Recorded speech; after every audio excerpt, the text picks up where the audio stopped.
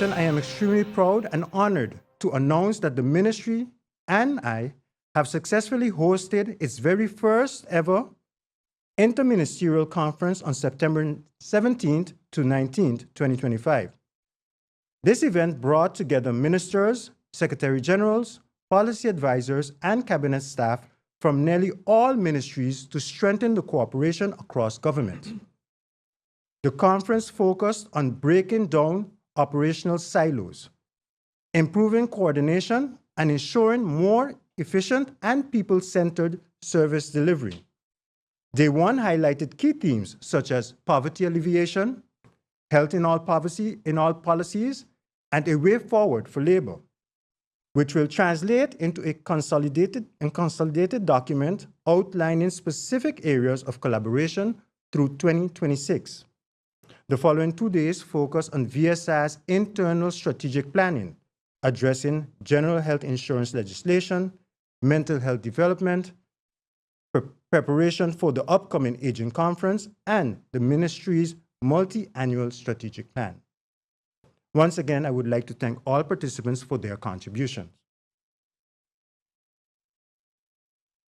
On another note, the ministry will be celebrating the Day of the Elderly that is set for October 1st, which has several initiatives. The Aging Conference that is set for September 29th and 30th at the Simpson Bay Resort Conference Room under the theme, Aging with Dignity, Building a Sustainable Future for Seniors on St. Martin.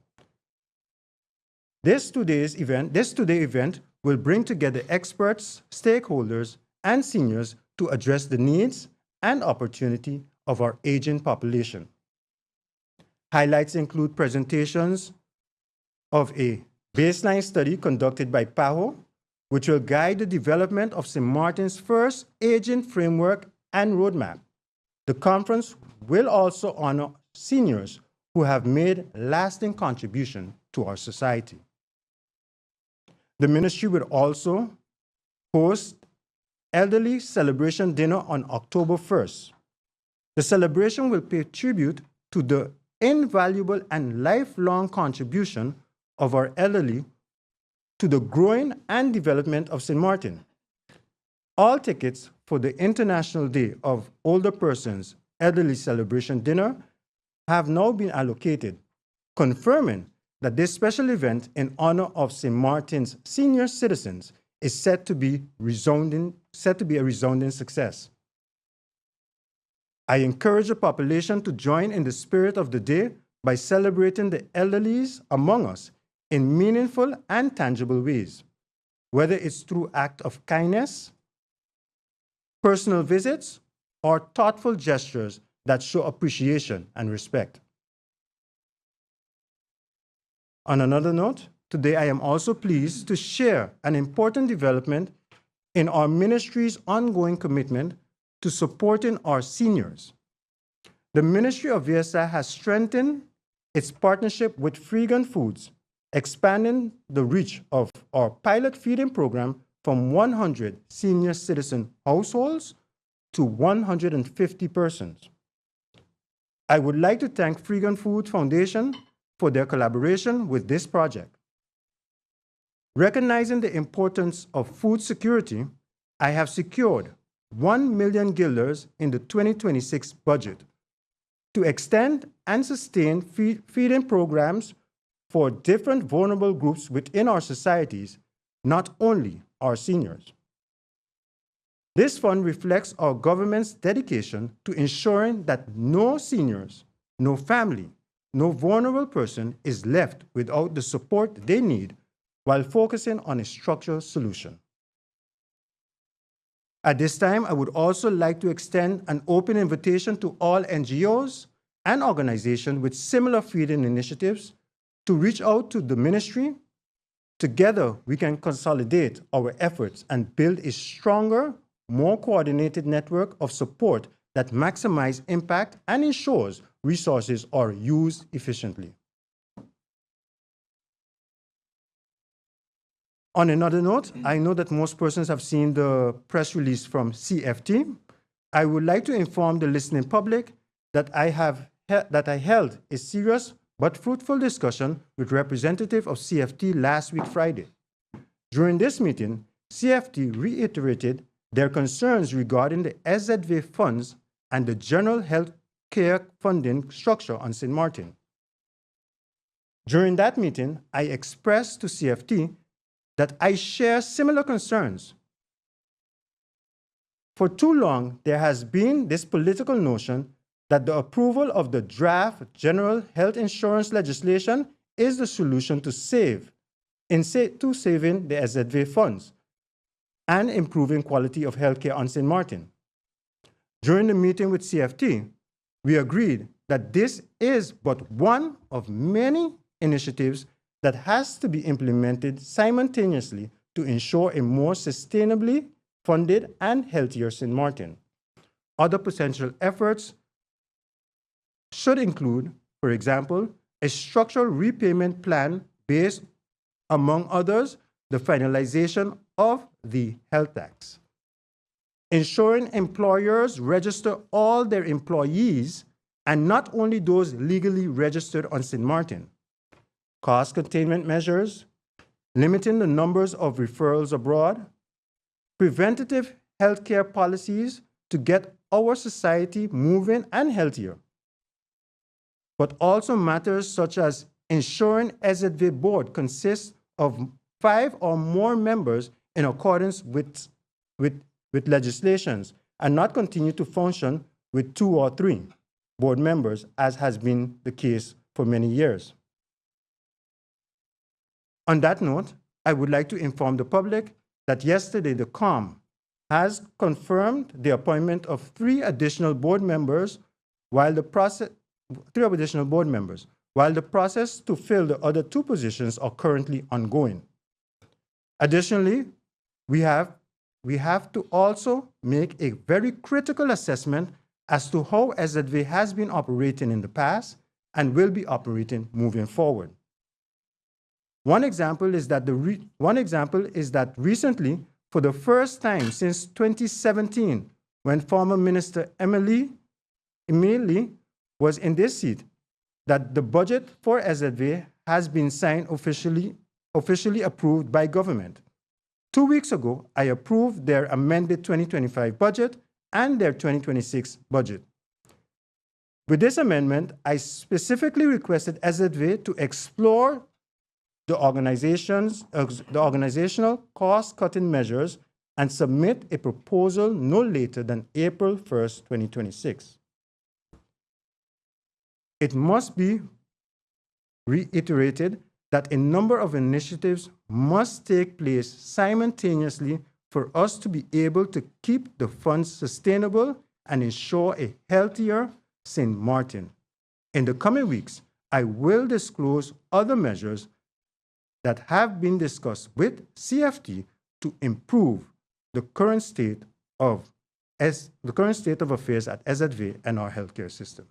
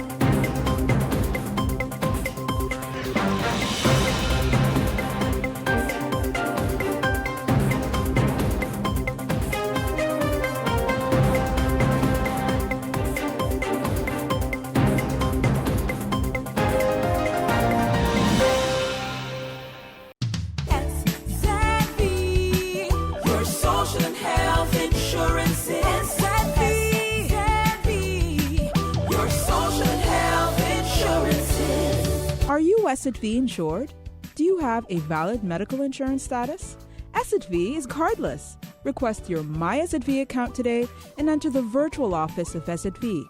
Go to szv.sx and sign up now. SZV, yeah. Your social and health insurances. 24/7 TV programming on www.stmartinmediacenter.com, SXM Daily News, PBS NewsHour, Now You Know, Com programs, documentary, entertainment, sports events, Saturday children's hours, religion programs, and movies. Click on SXM TV broadcast to see your favorite programs.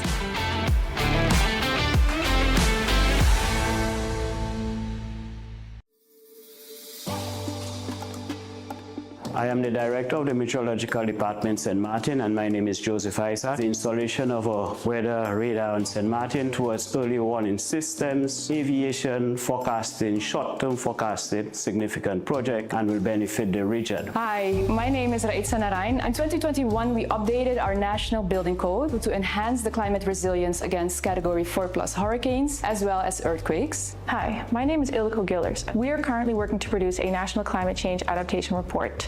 This initiative marks a major step in strengthening the National Climate Change Adaptation Report, will deliver a cross-sectoral roadmap and a climate impact atlas for St. Martin. Hi, my name is Melanie Schwazi. Plastic Free St. Martin is a collaborative initiative around the reduction of single-use plastic and styrofoam and the negative impacts of single-use plastic pollution. My name is Riddhi Samtani. Every drop of water we protect today are rolling out the St. Martin Wastewater Project. This project is more than pipes and tanks. It's about healthier communities, cleaner environments, and stronger ecosystems. My name is Alfred Isaac. My name is Sherwin Frederick. Our hydroponics train-the-trainer project, we were able to yield 215 pounds of produce. I am the manager of the Public Service Center. The Digital Government Transformation Project marks our transition to a fully digital platform enabling faster, more efficient, and convenient access to most essential government services. It is a bold step toward modernizing public services and enhancing the way our citizens and businesses interact with government, where they will be able to access the services they need anytime, anywhere.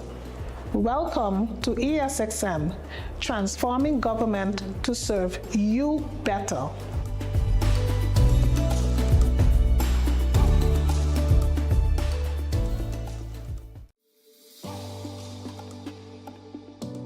The government of St. Martin has embraced the Sustainable Development Goals SDGs 2030 agenda.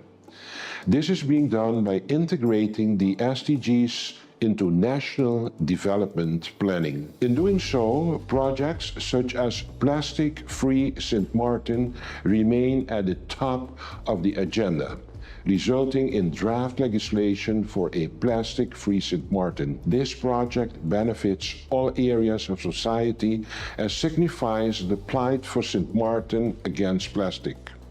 It is a project that will benefit not only government, but moreover the long-term well-being of our communities. Another significant project is that of the hydroponics Train the Trainer program, which is established at 9 schools. The project aligns with national goals on agriculture by promoting food security, resource efficiency, and fostering climate change adaptation. Through the hydroponics Train the Trainer program, our teachers and students are exposed to innovative technology and moreover the role of agriculture in food security. The Climate Impact Atlas project for St. Martin, also referred to as St. Martin Climate Impact Atlas, is meant to visualize and communicate how climate change is affecting and will continue to affect St. Martin, particularly in terms of risks such as heat, flooding, sea level rise, tropical weather. This tool will facilitate policymakers, communities, planners, and residents understand vulnerabilities. As the Prime Minister of St. Martin, I pledge that government will continue prioritizing policies, programs, and projects that align with the SDGs. Government will continue to strengthen partnership with civil society, the private sector, and regionally. However, government cannot do this alone. Together, we must and we will build resilient communities that in turn will drive our future in a sustainable manner. It is through collective actions that we will continue to move the needle forward for St. Martin. Happy SDG Flag Day. Happy SDG Flag Day. Happy SDG Flag Day. Happy SDG Flag Day. Happy SDG Flag Day. Happy SDG Flag Day. Happy SDG Flag Day.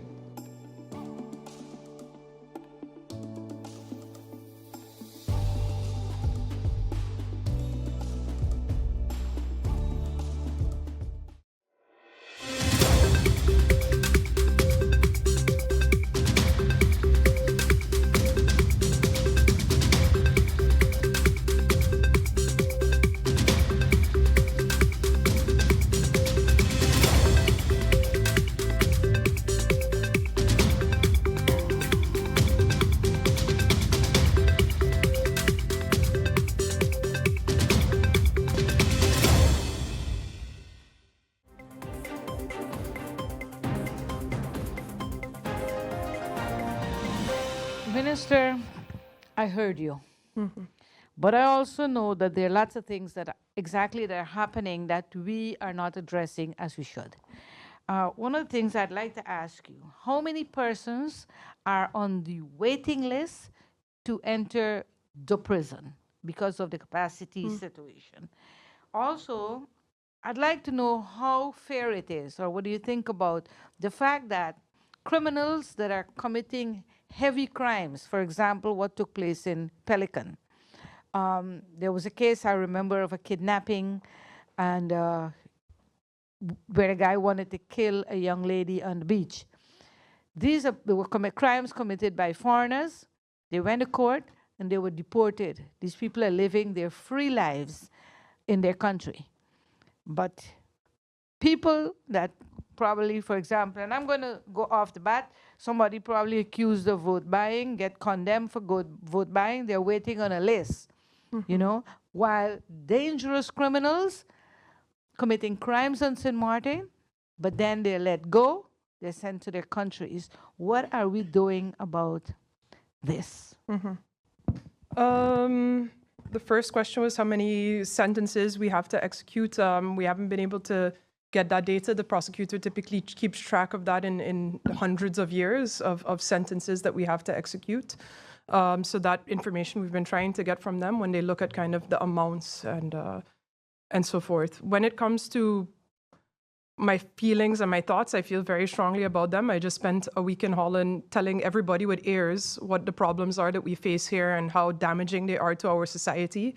And it's a topic that's very near and dear to me, obviously. When it comes to the front end, it's the prosecutor is the one that's involved, that's in charge of the execution of prison sentences. As Minister of Justice, I don't have a say in who goes to Point Blanche when. That again is the prerogative and the authority of the prosecutor's office, and they also keep track of that. I do, however, want to stress the fact that every day in this country we're faced with impossible decisions, and you have to make choices between, okay, do I make space for this person or do I make space for the other person? You know, we had recently where we had to deport armed robbers to make space for people who had committed rape in 2 separate instances in very awful, horrible horrific ways. And you also can't allow that person to go back into society to go next to their victim, and we make space then in that sense. So every day, every week, we're constantly kind of shuffling around to look for how do you make those decisions in terms of who do we make space for, who do you send home at what point or not. And again, you know, I want to stress that it's everyday impossible decisions. We've been having conversations with our Kingdom partners. That was part of the goal of my trip to the Netherlands as well, to see, you know, if anybody can help us in terms of capacity, but everybody is telling me that they themselves are at maximum capacity. Aruba, Curaçao, Bonaire, the Netherlands themselves. And also in the law, it states that a prison sentence that if you commit a crime, you have to sit that sentence in the country that you committed the crime or another country within the Kingdom of the Netherlands. So right now we're even looking to see, you know, what are the options for us to look at our regional partners to say, well, can we, you know, use space there? But that again we would need to enter into treaties. You would need to also have a prison management in that country. It's all very complex. But these are all the different things that we're looking at as well, because it also is difficult for me that I also cannot accept that we live in a society where if you do something, you don't sit in jail for that. Because from a criminological perspective, if we want to combat crime, people need to feel that there are consequences to their actions. So how do I feel about it? I feel terribly about it every day, and I'm trying to the best of my ability to see what we can do before that phase 1 of the prison is complete. So it's at least, the next 2 years that we're looking at what do we do to alleviate and help us to be able to make a difference in what's happening here in this country.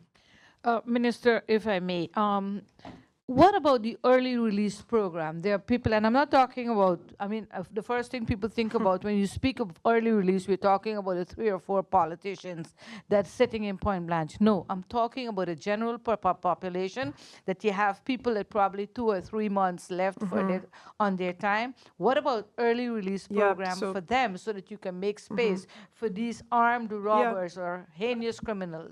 So early release at the same time, and everybody thinks that this is the magic solution. We've done the math recently. Typically, of course, early release kicks in after you serve 2/3 of your sentence. When there's a prison capacity issue, the Minister of Justice can release people with less time. At some point we're at 60%. Right now, we even have looked at, if we look at our current prison population, even if we go as low as 50%, we cannot release anybody for the next year. So I think everybody is like, oh, early release, early release, early release. But when you look at the numbers, we have people sitting in prison, unfortunately, that have long prison sentences. So just saying, I'm going to give you early release still is a large portion of that sentence. So right now, we're still even looking at reducing. We've even had discussions about as low as 50%. But of course, then you need to take into account, was there a shock to society? Because a person like that, you're not going to let qualify for early release. So we have different things that we're trying to put in place, but again, there's this feeling and this narrative out here that early release will solve the problem. But again, looking at that early release, we've made a list of who would qualify for early release in 2025, 2026, and we were able to create 8 spaces. Yeah, so just to give you an idea. So, Minister, previously you had spoken about a zero tolerance policy and that, people should feel safe on the street. There was an incident where a gentleman with a vehicle, only third-party insurance, his vehicle was destroyed by a woman who didn't have any insurance for her car. Police were called, police came, but they didn't impound the car and they just let the woman drive off with her vehicle. We still see on the streets cars missing license plates, blacked out plates, scooters without helmets, license plates, all of that. And so tell me, how would you self-assess this zero tolerance atmosphere that you're trying to create? I want to give the police the credit in terms of when it comes to road controls and what we've seen over the past months. That constant enforcement also is a drain on the resources that we have. And I think we're trying to enforce as much as we can with the resources that we have. And not everything, of course, is going to go police, but we are trying to put in place measures to increase that compliance and to get to a space where, again, we can put on more fines, we can impound more vehicles. Part of the issues are space when it comes to, if I impound a car, I have nowhere to put it. If I take the scooter, I have. So we are constantly kind of hitting into a wall every direction that you turn. And I think, again, we're doing the best that we can with the people that we have, with the money that we have, and with the situations and conditions that we have. Would I like to see all of these transgressions go addressed? Of course.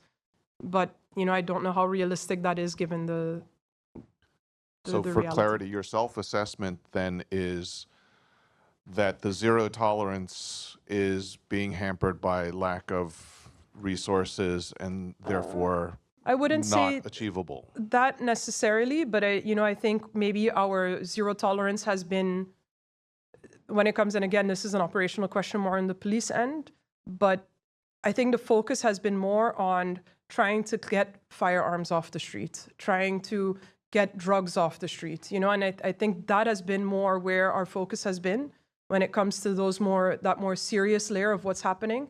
And of course, I think even these little transgressions are still, us breaking the law or doing things that we're not allowed to do in society. But But just for clarity, in your previous press releases, those road controls have yielded guns off the street, drugs off the street as well. So I think it's also effective from that perspective. Definitely.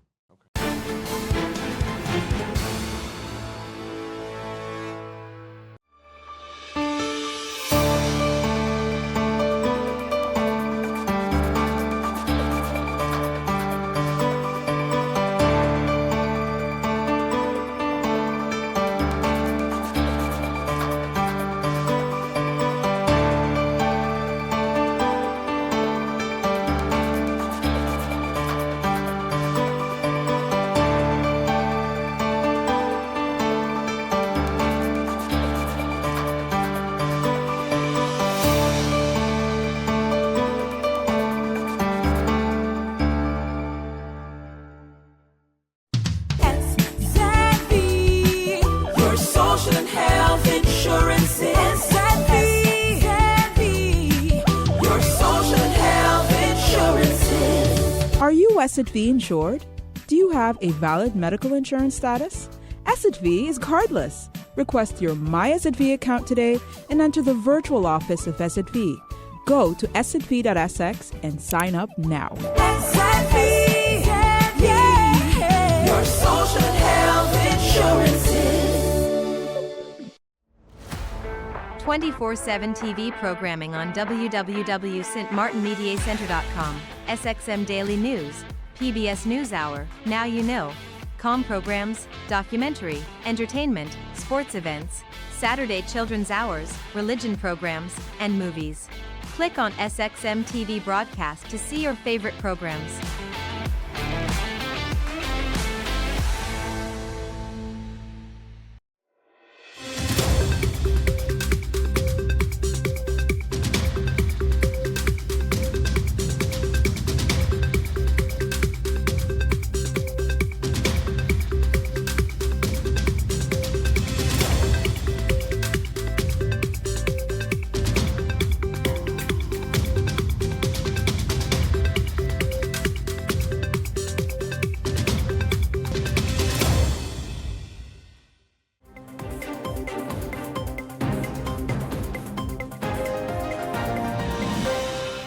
Collective must act in defense of the UN Charter and international law. At present, a dark shadow looms over the 80th session of the General Assembly. Genocide in Palestine, annexation of Ukrainian territory, persecution of women in Afghanistan, humanitarian catastrophe in Sudan, brutal gang violence in Haiti, increased transnational organized crime, trafficking, and illegal immigration. All this as new challenges are emerging.